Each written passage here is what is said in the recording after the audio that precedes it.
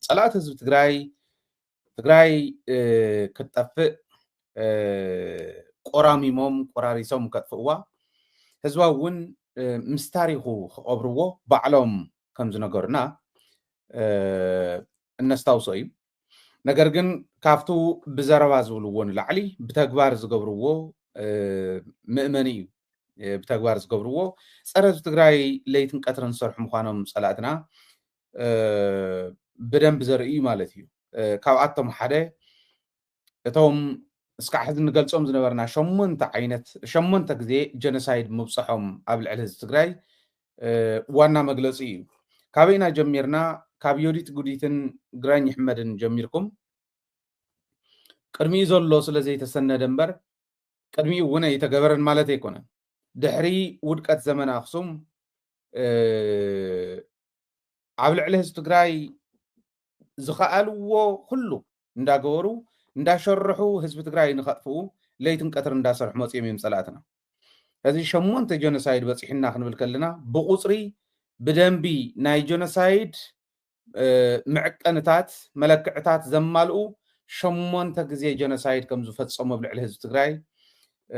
ብደንቢ ተሰኒዱ ይርከብ ማለት እዩ ብዝተፈላለየ መልክዑ ዮዲት ጉዲት ግራኝ ኣሕመድ ዘርኣይ ያዕቆብ ደጃት ውቤ ምኒልክ ሃይለ ስላሴ ደርጊ ኣብይ ኣሕመድ ኢልና ሸሞንተ ጀኖሳይድ ኣብፂሖሙልና ንብል ኣብ ዝሓለፈ ከልዕል ሞኪረ ነይረ ኣብ ዝሓለፈ ዘልዓልክዎም ሸውዓቲኦም ጀኖሳይድ ኣብ ልዕሊ ህዝቢ ትግራይን ህዝቢ ኤርትራን ብሓባር ዝበፅሑ እዮም እቲ ሻምናይ ጀኖሳይድ ግን መንግስቲ ኤርትራ ምስቶም ታሪኻውያን ፀላእቱን ፀላእት ህዝቢ ትግራይን ኮይኑ ሓቢሩ ዘብፅሖ እዩ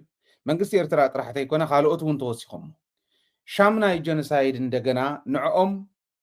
ትግራይ ሒዙ ኣምሓራ ሒዙ ካልኦት እውን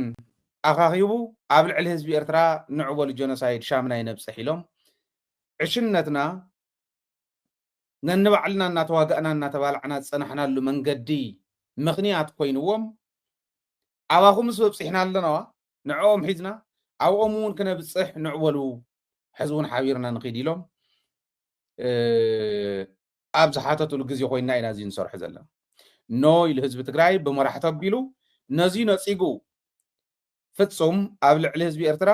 ንሶም ኣብ ልዕሊና ምሳኹም ኮይኖም ከም ዝፈፀምዎ ክንፍፅመ ይንኽእልን ኢሉ ከም ዝኸደ ኣብ ዝሓለፈ ተንቲና እየ ህዝቢ ትግራይን ህዝቢ ኤርትራን ልቢ እንተገይሩ እሞ እቲ ሽርሒ ፀላእቲ ሸዋውያን ምስ ወፃእተኛታት ኮይኖም ነቲ ሓደ ዝነበረ ህዝቢ ብክልተ ከፊሎም ክበልዕዎ ከባልዕዎ ከጥፍእዎ ከም ዝደልዩ ተረዲኡ እንድሕር ሰሪሑ ግን ሽርሕና ሽርሒ ሸዋ ኣብ ልዕሊ ዝ ህዝቢ እዙዩ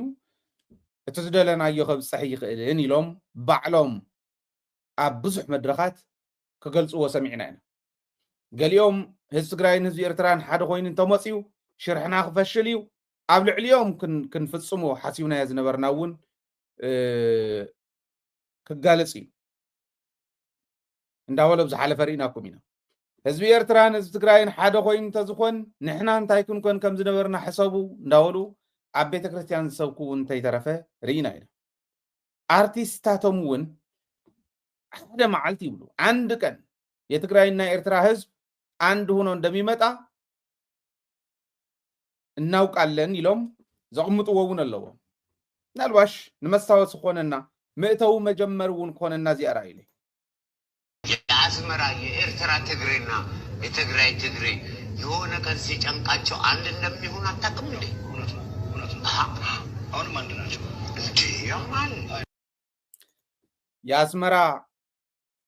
ትግሬና የትግራይ ትግሬ ይላል ተጋሩ ምዃንና ሓደ ምዃንና ንሰሙን እዮም ዝዛረብዎ ንሕና ሓደ ግዜ ሓደ ህዝቢ ሓደ ግዜ ዝኾነ ፕሮግራም ኣቕሪበን እየ ሓደ ዝኾነ ህዝቢ እታ ጥንታዊት ዝኾነት ኣክሱም ማእኸላ ፍልጥንቲ ትግራይ መሊሱ ክረኽባ ክኽእል ኣለዎ ወይ ለቕሪበ ተወሰነ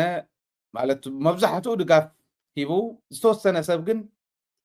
በቲ እውን ናበዳንኹም نحن ندليكم من زبل بزيون نودانهم نحن ندليهم من زبل رينا هنا صلاتنا جن أنا جالود صلاينا يكون نزوز الله جالود حدا قل سبي تتحسس وانا شو إذا نقدر نازل عندك أن سيجن كاتو عندي هون اللو سيجن كاتو عندي هون اللو سلازين زين تنكق نتحدى فاتهيبنا نتحدى نجنقلو كل عين نتحدى نجنقلو خنا حسب كلنا نتجنق زنورة ريلاكس نخجبر غيرنا نتحدى ونجنقلي لهم زخور صلاة مخانهم بتجبر دتور يحكي حجن سرعة زلوا هزواونت ما أخلو زجبره راقبه جبر اللو إتناتي متكلم بر صمدا يخون وعلى سلام يخون بزخون يخون شو من هبو زو كلت حزب غير مزلو جن حدا حزب زنبره ناب حدا خمس انت خونه حدا هاجر انت زي كونه جن تدقاقي فنز خدا هاجرات كون سرحنا بدن بتنا غيرنا خنسرح لنا زي تردينا خنسرح لنا زول امنتي زلن صلاتنا تاريخاويان صلات حزب تግራይ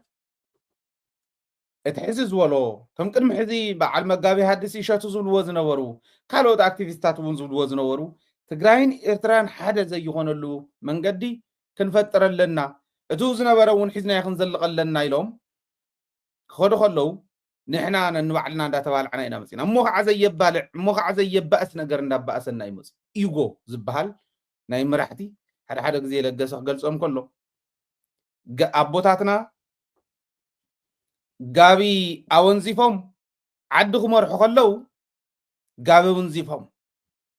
ክብሪ ዘለዎ ጋቢ ማለት ብትግራይ ይኹን ብኤርትራ ጋቢ ክንደይ ናይ ዝኣክል ክብሪ ከም ዘለዎ ትፈልጥዮም ጋቢ ኣወንዚፎም ዓዲ ክመርሑ ከለው እንታይነት ሓድነት ፈልጥዮም ዓዶም ካበይ ናበይ ምዃኑ ይፈልጡ ነይሮም ሎሚ ግን ክራባት ኣሲሮም ሰብ ከባእሱ ዝውዕሉ መራሕቲ ክመፁ ከለው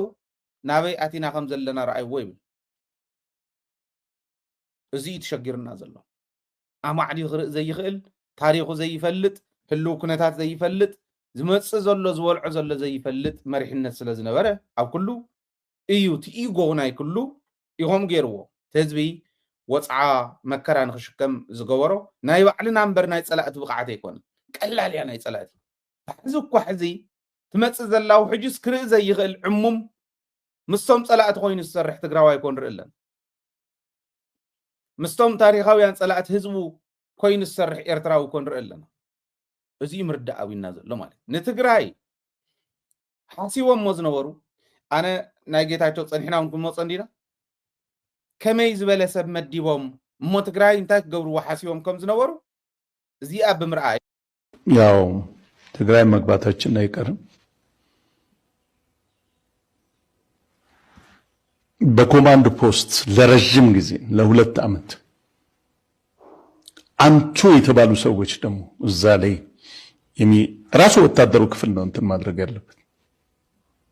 በጣም ጎበዝ የሆኑ ሰዎች ቋንቋውን የሚናገሩ ሰዎች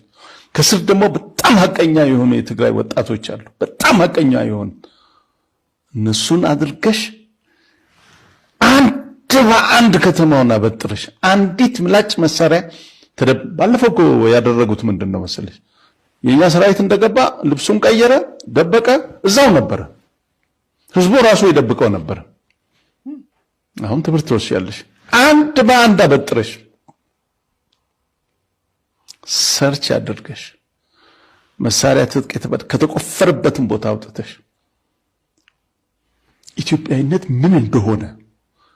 እነሱ ምን እንዳደረጉ ለህዝቡ ደግሞ በትክክል እሳቤ ነው ስላልሽው ነገር ነው አሳውቂው እነሱም ለተንኮል እንደዛ አሳምነው እንዲህ ካረጉት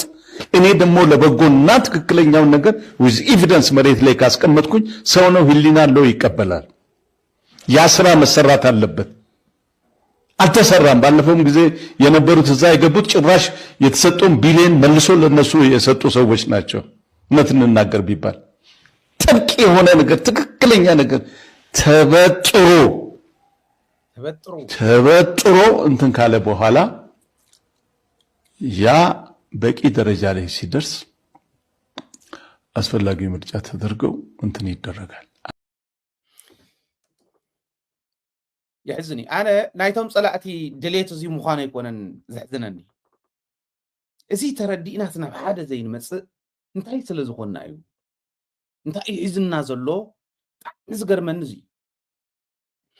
أما قال خوينا امتحادة الديمقراسي دي كم زقبر ديمقراسياوي زخونة ودب سلزخونتي أبتقرأي خوينا أما قال خوينا مزخونة يقول كاب إثيوبيا مرجع بورد طرح يكون تنحوحات كتفحق زلوا كاب تقرأي يقول كتفحق اللوا إلى ميزان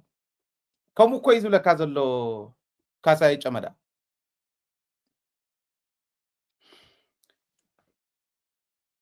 حدا نحنا زي تردعنا يو كتفونا عند مصن دهالوس مدفينا زخون قاليو قدقاد قاليو جمد قاليو محرديو خرع ندادالو تصنح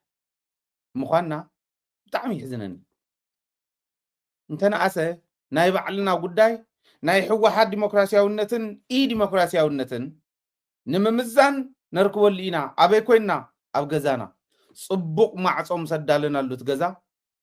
نركب لينا يلز حسب حلنا زلوا من زي في الطر المغنيات نتا يزبل نقولنا يخت حساس بنا زلوا عبد ترو تقرأي أجلابيتك أوزخوني يكون كرنع زي تبجرة زي تفتش خي ترف زلوا مساريا زلوا تحسوا زلوا قرصي خم زلوا قحط أبي لموسيدهم عارف تحت أما أقرم غيرهم نتقرأي نخجزو كاساي أما نايت مال مروخ نايت مال تسعره حنا غفاريو درجة أكيبهم طرو تقريو تشالي ولا كالهم بعلقتها تشوزول طرو تقري مال تلا أخ مالتي نعاتهم نعوم حيسكا وتهدري غاتو زلوي بتر ربيلكا تحساسو مؤمو قبيلكا نبع الخمس كير كايوم إثيوبياوينت انتهي مخانو طريقهم يبلكال إثيوبياوينت بلا عسب إثيوبياوينت مدفئ مدري إثيوبياوينت بتاتاني إثيوبياوينت عبل على هزو تقراي تشيلو دم هزو تقراي اندامت أزنبر مننتي فتخاص على خنسي حجياتا غزي عبل على هزو تقراي زمانات زتنحي قبر اكناي صلعتي قنطيت كادر بيخا مننتكا ترغاغصل غزي حجي اب ኢትዮጵያ ተጸግዕና ዝረኸብና ነገር የለን ከምዙ አቦና መምር ገብረ ኺዳን ዝብልዎ ኢትዮጵያ ትግራይ ኣብ ኢትዮጵያ ብትሕቲ ኢትዮጵያ ምስኮነት ዝረኸበቶ ውርደት ጸርፊ ጥሜት ስደት ከርተተት ይበቃ ሁሉ ዝረኸብና ነገር የለን ስልጣንና ኢትዮጵያ ሽም መጸውዕ ኮይኑ ላንድ ኦፍ ኦሪጂንስ አቢሉ እንዳጸዋዓ حزب تግራይ ግን ኮምቱ ሕዝብ ሰምዕዎ ዝነበርኩም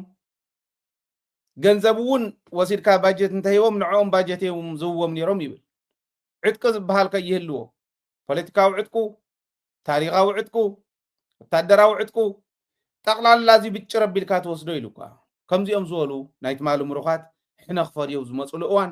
ንስኻ መንእሰይ ኮይንካ ንስኻ ትግራዋይ ኮይንካ እንድሕር ዘይትነቅሕ ምንተበልዑኻ እንታይ ዝገርም ነገር ኣሎ زي